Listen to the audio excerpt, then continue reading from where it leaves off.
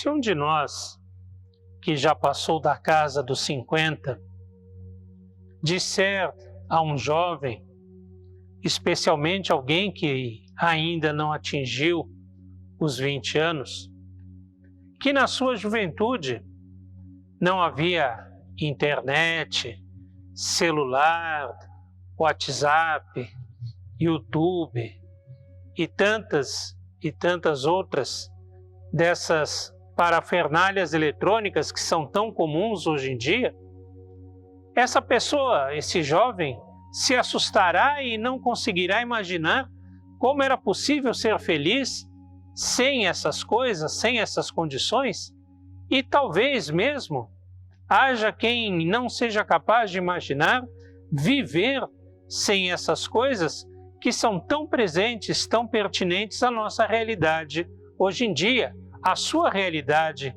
em que nasceu.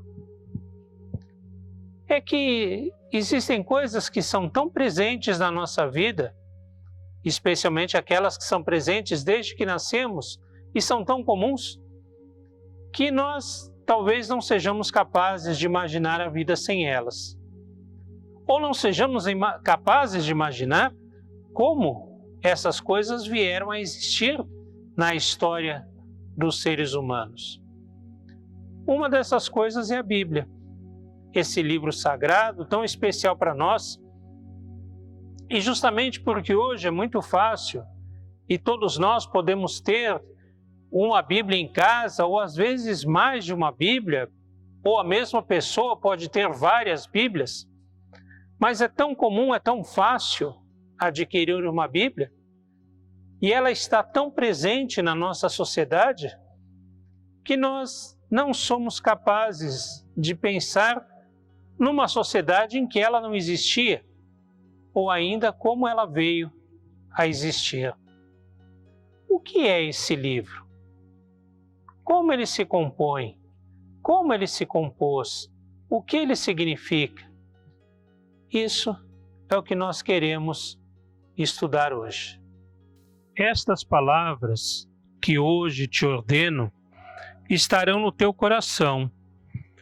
Tu as inculcarás a teus filhos, e delas falarás assentado em tua casa, e andando pelo caminho, e ao deitar-te e ao levantar-te.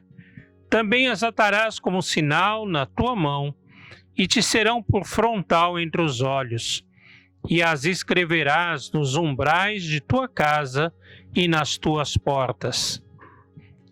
Deuteronômio, capítulo 6, versículos 6 ao 9.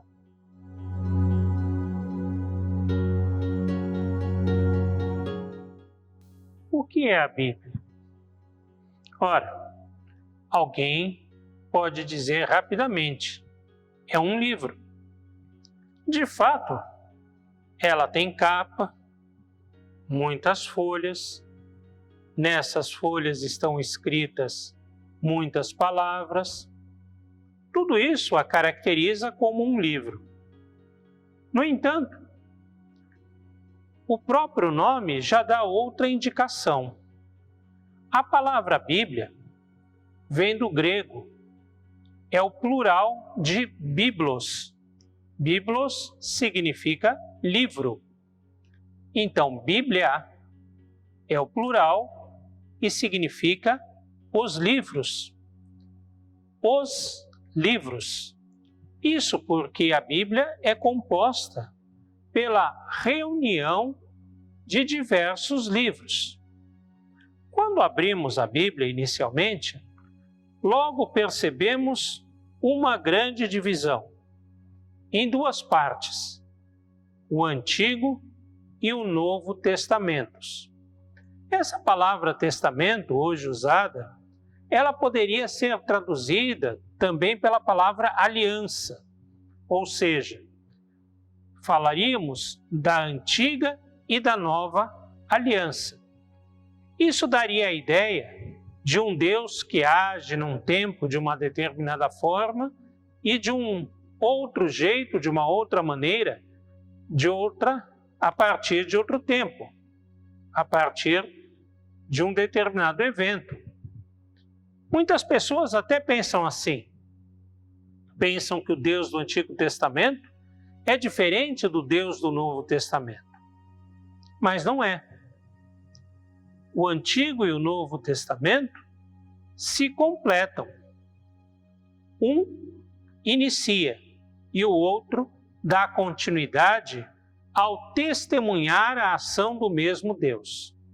A diferença é que o Novo Testamento inicia com 4 livros, os chamados Evangelhos, que narram a vida de Jesus. Ou seja, tudo o que acontece no Antigo Testamento aconteceu antes da vinda de Jesus. E, de certa forma, nós podemos dizer que nos preparou a humanidade para a vinda de Jesus. O Novo Testamento tem como centro, aliás, toda a Bíblia tem como centro a figura de Jesus, mas o Novo Testamento tem como início, como marco inicial, a pessoa, o ministério terreno de Jesus Cristo.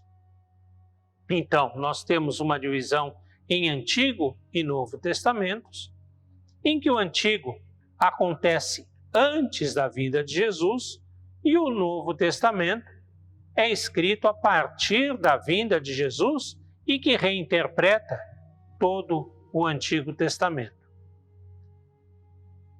Mas não é somente essa a principal divisão.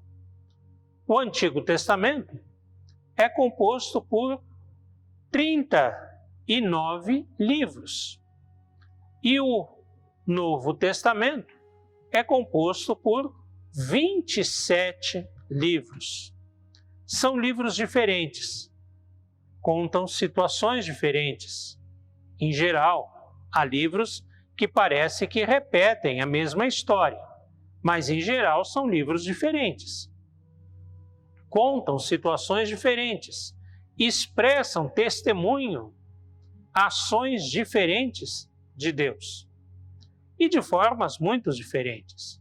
Nós temos no Antigo Testamento os 5 primeiros livros, que são chamados de Pentateuco, ou os 5 livros da lei, em que contam as histórias dos primórdios da humanidade, do começo do povo de Israel, assim como dão uma visão geral sobre a lei que Deus deu ao seu povo Israel, para que ele vivesse bem e em fidelidade ao Senhor. Nós temos depois livros que são chamados de livros históricos, que contam como o povo saiu da terra do Egito, como o povo conquistou a terra de Canaã, ali se fixou e como ali teve a sua vida, até o fim da monarquia. Nós temos os livros proféticos que contam as pregações desses servos de Deus, denunciando o pecado do povo e denunciando os erros para que o povo se corrigisse. Nós temos os livros poéticos, como o livro de Salmos, que falam em forma de poesia das experiências, das diversas experiências humanas com Deus nas mais diversas situações. Nós temos livros de sabedoria, como Jó, Eclesiastes. No Novo Testamento nós já temos outros tipos de livros. Nós temos os 4 evangelhos que citamos, que contam a vida de Jesus. Nós temos o livro de Atos, que fala do começo da vida da igreja, de como ela começa a se expandir pelo mundo. Nós temos as cartas que os líderes da igreja endereçavam aos fiéis das diferentes cidades, das diferentes comunidades. E nós temos, por fim, o livro do Apocalipse. Enfim, nós temos uma variedade de livros, uma variedade de gêneros literários, uma variedade enorme de autores. Esses livros demoraram mais de 1000 anos para serem compostos. Desde os mais antigos até os mais recentes, se passaram mais de 1000, 1100, talvez 1200 anos entre os textos mais antigos e os mais recentes. muitas e muitas pessoas escreveram esses livros. Homens, mulheres, homens sábios, homens simples, pessoas comuns como eu e como você, usadas por Deus para testemunhar a sua ação na face da terra.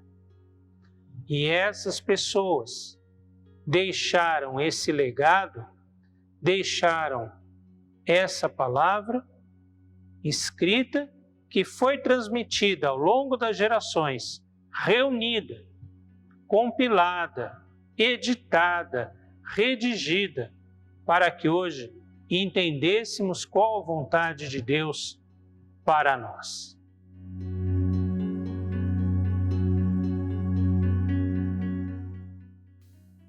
Ao tomarmos a Bíblia, assim como ela se nos apresenta, muitas vezes podemos pensar que ela já chegou assim prontinha, como ela está aqui para nós. Mas não é assim. A Bíblia é um livro muito antigo e foi escrito e apresentado de forma diferente. Inicialmente, por exemplo, o Antigo Testamento foi escrito em hebraico e algumas pequenas partes em aramaico. Já o Novo Testamento foi escrito todo ele em grego. Também ele uma língua antiga, também o grego uma língua diferente do português. A Bíblia não foi escrita nem mesmo como livro, como os livros se apresentam hoje, com páginas, capa, que fecha e que abre. Inicialmente, as inscrições mais antigas provavelmente tenham sido escritas em pequenas peças de barro, em que com uma peça, um tipo de um estilete, eles gravavam ali os textos. Posteriormente, já foi escrita num outro suporte, feito de pele de carneiro. E mais por adiante, um suporte que já é mais conhecido de nós, os papiros, que são peças feitas a partir de uma planta comum no Rio Nilo. Com o advento da imprensa no século XVI, a Bíblia então passa a ser colocada, escrita, enquadrada dentro daquilo que nós começamos a conhecer como os livros modernos. Hoje em dia, nós temos a Bíblia até nas formas eletrônicas que destoam completamente desse tipo de apresentação. O que importa? Não importa se lemos a Bíblia em celular, no computador, nas páginas ou onde for. Porque o importante não é o como ela se apresenta, mas o conteúdo, o texto, os ensinos que ela traz para nós. Essa Bíblia foi escrita num período muito longo, um período de aproximadamente 1.100, 1.200 anos. Os primeiros textos eram apenas fragmentos, eram pequenas peças literárias, geralmente poéticas, que foram guardadas junto com histórias das famílias, histórias dos personagens, que foram contadas de pai para filho e guardadas na mente e no coração das pessoas. Quando começa-se a escrever, quando a escrita é inventada e se difunde ali por Israel e Judá, começa-se a registrar essas histórias. Aí redatores pegam diversos fragmentos e vão formando os livros com as memórias, com as histórias, e assim começa-se a surgir os livros da Bíblia. Alguns livros, por exemplo, têm histórias muito interessantes. Se nós olharmos, por exemplo, para o livro de Isaías, nós, num primeiro momento, pegaremos o nome, livro de Isaías, e pensaremos que ele pertence todo a um único profeta o tenha escrito. No entanto, se nós olharmos com mais cuidado, com mais detalhes aos escritos, ao que está no conteúdo desse livro, nós vamos ver que uma parte foi escrita antes de que Jerusalém tivesse sido destruída, bem antes, no tempo do rei Josias, no tempo do rei Acás. Outra parte foi escrita quando o povo estava no exílio na Babilônia. E uma parte ainda posterior foi escrita depois que o povo voltou da Babilônia, quando já estava de volta e o templo de Jerusalém reconstruído.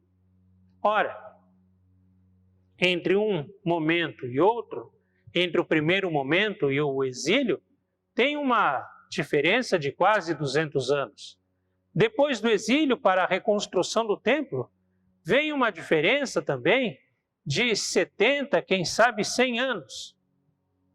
Então, nós percebemos que o livro é constituído de pelo menos 3 partes, até o capítulo 39, escrito pelo Isaías, que morou lá em Jerusalém, no tempo do rei Josias, do rei Acás e de outros líderes do povo. Depois, uma outra parte do capítulo 40 até o 55 é escrito por um profeta que estava no exílio, estava lá na Babilônia e chorava pela cidade de Jerusalém destruída e prometia que o povo ia voltar para lá. E depois do capítulo 56 ao 66, é escrito por um profeta que estava em Jerusalém, que o templo já tinha sido reconstruído, e pregava diante das dificuldades que o povo enfrentava naquela nova situação. Assim, vários livros têm histórias de composição, de redação, que são muito interessantes e muito longas. Redatores se debruçaram sobre eles. E através dos autores, dos redatores, dos compositores, através de todas essas pessoas, agiu o Espírito Santo para nos trazer a vontade de Deus, para nos trazer os ensinos de Deus até nós, hoje, através das palavras desse livro.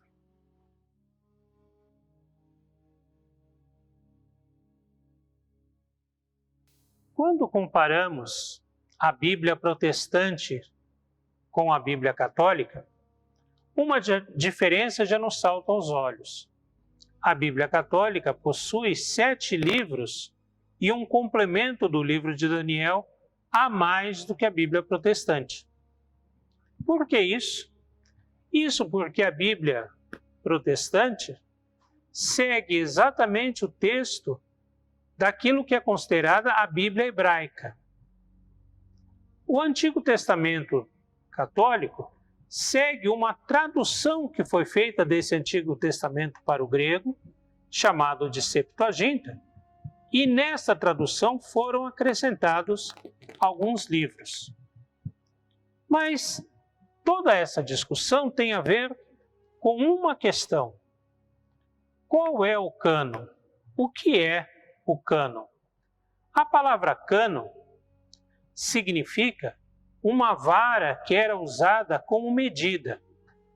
É como se hoje tomássemos uma fita métrica que as costureiras usam para medir as suas costuras.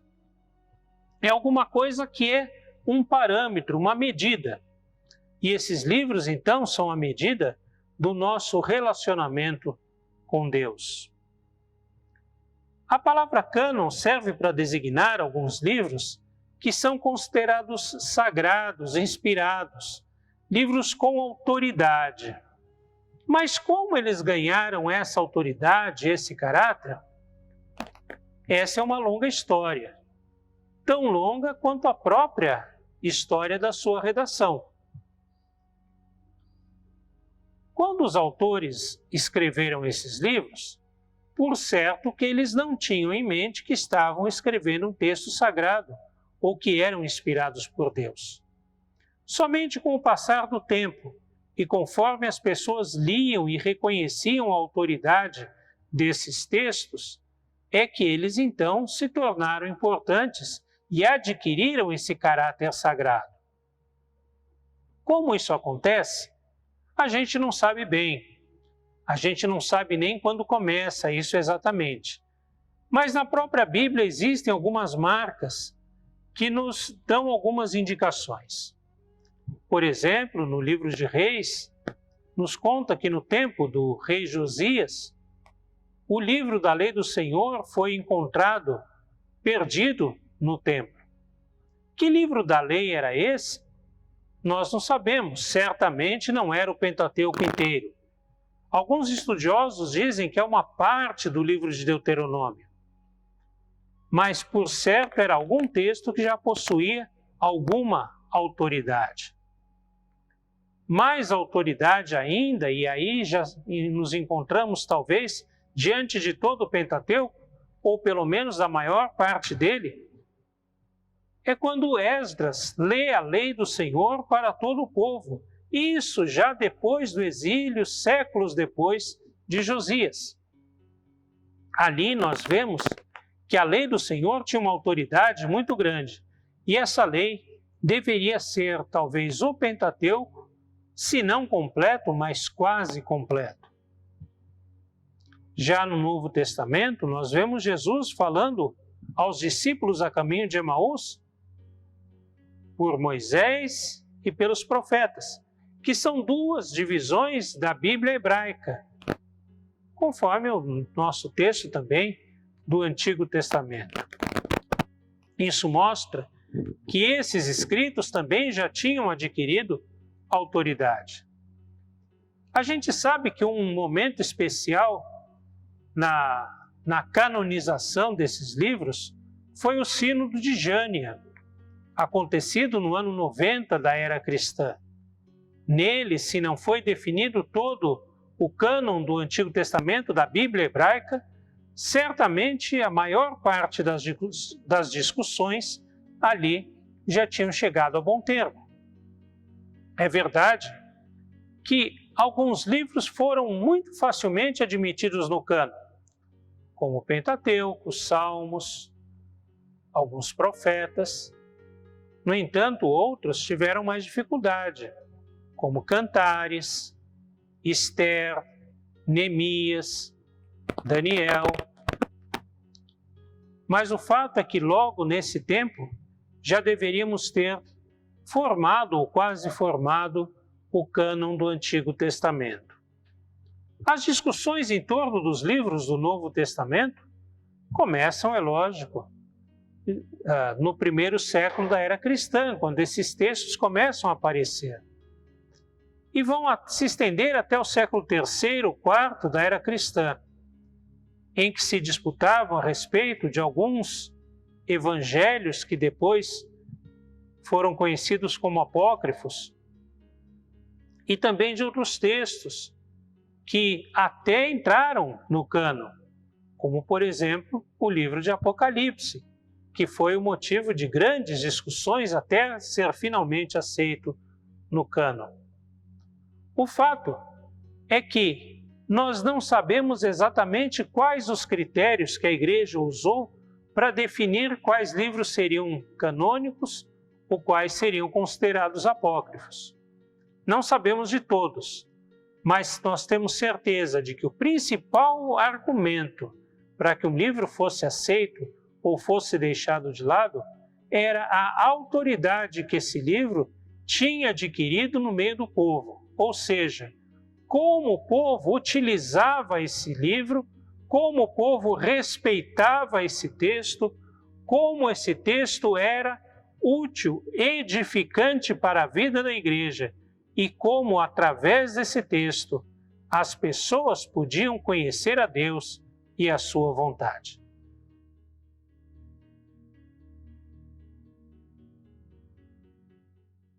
Quando dizemos que a Bíblia é a palavra de Deus, muitas pessoas imaginam que este livro tenha uma origem sagrada. Quem sabe um anjo o tenha trazido do céu. Quem sabe o dedo de Deus tenha gravado essas palavras em alguma pedra. Quem sabe Deus tenha pego na mão dos seus escritores e conduzindo cada letra, cada palavra, cada frase segundo a sua vontade. Não, nada disso aconteceu. Nós vemos na Bíblia com uma história, com um jeito de ser formada, com um processo de ser composta, extremamente complexo e extremamente humano. E daí muitas pessoas chegam a acreditar que um livro que tenha um processo como esse não possa ser divino. Ou que, para ser divino, tenham que negar todo esse processo, toda essa história de formação. Nenhuma coisa nem outra. É exatamente através de um processo extremamente humano, muito característico das pessoas, de homens e mulheres que escreveram essas páginas, é justamente através de uma história como essa que Deus gravou a sua vontade e a coloca à nossa disposição. Exatamente por ser um livro tão humano, ele é tão divino. Podemos fazer uma certa comparação. No começo do Evangelho de João, o evangelista escreve que no princípio era a palavra, e a palavra estava com Deus, e a palavra era Deus. E a palavra se fez carne e habitou entre nós. Lógico que aí o evangelista se refere ao próprio Senhor Jesus. Mas ao dizer que Jesus é a palavra de Deus que se expressa em carne, ele também demonstra que a palavra de Deus se expressa na história e nos processos humanos, no modo de vida, no modo de ser, no modo de escrever humano. E que, através desses textos, então, também podemos encontrar a palavra de Deus, a vontade de Deus, escritos de forma humana, mas que nos trazem a mensagem divina.